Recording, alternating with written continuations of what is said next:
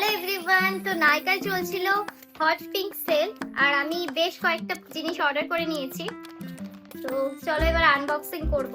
তো ফার্স্টে আছে এই যে ইনসাইটের একটা প্রাইমার।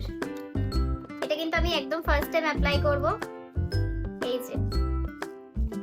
আর এখানে আছে ইনসাইটের ব্যানানা পাউডার। এটা কিন্তু ভীষণই ভালো একটা প্রোডাক্ট, এই যে ব্যানানা পাউডার।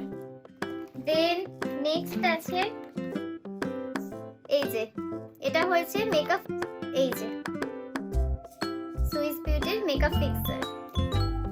আর এটাও আরেকটা পার্সেল, দেখি এর মধ্যে কি আছে। তো একটা নেল পলিশ নিয়েছিলাম। আর এইটা হয়েছে প্যাকের ফাউন্ডেশন, যেটা আমি ফার্স্ট টাইম ইউজ করব।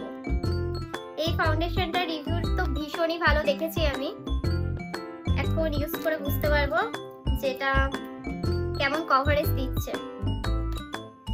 এটা আছে শেড নাম্বার 1.2, এই যে প্যাকের স্টুডিও এইচডি ফাউন্ডেশন।